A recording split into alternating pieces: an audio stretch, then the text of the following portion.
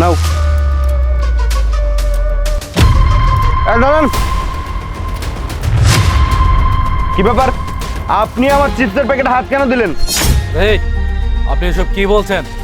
আমার বোনকে দেখে কি ছোট লোক মনে হয় যে আপনাদের চিপসের প্যাকেটে হাত দিবে? এই শুনুন, হাত দিয়েছে বলেই তো বলেছে। হাত দিয়েছেন কেন? দেখুন, আমি আপনাদের চিপসের মধ্যে হাত দিইনি। আমি কিছু জানি না, আমি কিছু করিনি। আপনাদের মনে হয় কোথাও ভুল হচ্ছে। আপনারা একটু বুঝে তারপরে কথা বলুন। দেখুন, আমি কিছু করিনি, সত্যি কিছু করিনি। আচ্ছা, সরি, ভুলে হয়তো বা লেগে গিয়েছে। কবিতা, চল। কিরে, কি ব্যাপার? তোর হাতের আংটি কোথায় গেল?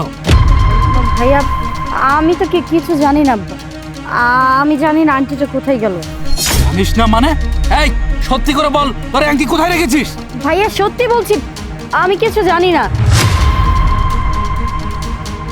এই, দেখি। আরে কি হয়েছে? আরে এইটাই তো আংটি। এইটাই তো তোর আংটি, তাই না? আরে কি উল্টাপাল্টা কথা বলছেন? আপনার বোনের আংটি কেন আমরা নিব? এটা তো আমাদের আংটি। হ্যাঁ, এটা তো আমার আংটি। আরে কি সব উল্টাপাল্টা কথা বলতেছেন?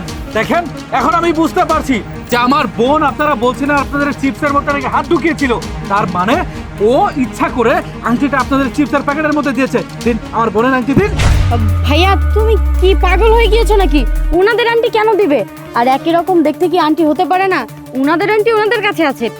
ভাইয়া, আমার কি মনে হয় জানো, আমার আন্টিটা না আমি অটোতে ফেলে রেখে চলে এসেছি। এই, তুই একদম মিথ্যে কথা বলবি না। আমার মনে হচ্ছে কি জানিস, তুই আমাকে বোকা বানাচ্ছিস। আমাকে ধোঁকা দেওয়া, তাই না? সত্যি করে বল, এই আংটিটাই তোর, বল। ভাইয়া দেখো, আমি কেন তোমার সাথে মিথ্যে কথা বলবো? তুমি তো আমার ভাই, আমি তো তোমার বোন। আমি তোমার সাথে মিথ্যে কথা বলবো? আর আমি কি চাইবো আমার আন্টিটা অন্য কেউ নিয়ে যাক? ভাইয়া, সত্যি বলছি, আমার মনে হচ্ছে ওই অটোতেই আমি ফেলে চলে এসেছি। আচ্ছা, ঠিক আছে, বুঝতে পারছি। তুই এখানেই দাঁড়িয়ে থাকবি, কোথাও যাবি না। আমি এক্ষুনি ওই অটোর উপরে গিয়ে চেক করে আসি। যদি না পাই না, তাহলে তোর খবর আছে বলে দিলাম। আর হ্যাঁ, তুই এখানে খুঁজে দেখ। যদি না পাস না, তাহলে তুই আমাদের বাড়িতে আসতে পারবি না। কথা মনে রাখিস, এখানেই থাকবি। যান, ভালো করে খুঁজে দেখুন, অবশ্যই আছে। কি ব্যাপার আপু? আপনার আংটি আপনি আমার চিপসের প্যাকেটে কেন রাখলেন? আর আপনার ভাই আপনার সাথে এমন ব্যবহার কেন করল? আসলে ভাইয়া, আমার সাথে যে লোকটি ছিল ও হচ্ছে আমার সৎ ভাই। ও না জুয়া খেলে, নেশা করে।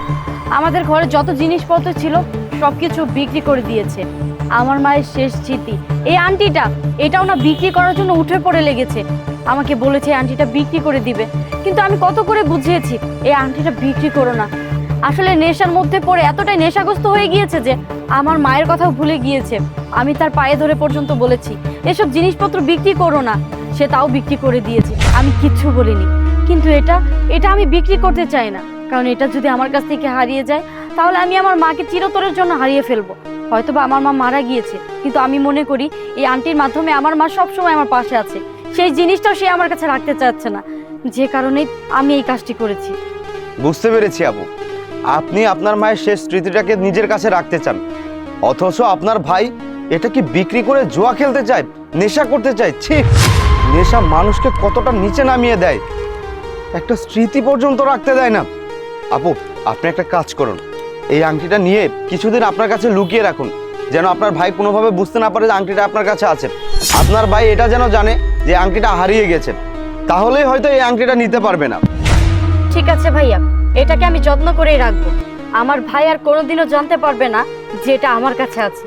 আমি খুব যত্নে রাখবো এটাকে। দিন। আচ্ছা ঠিক আছে, জানতে হলে। আপনাদেরকে অনেক ধন্যবাদ। ঠিক আছে, যান।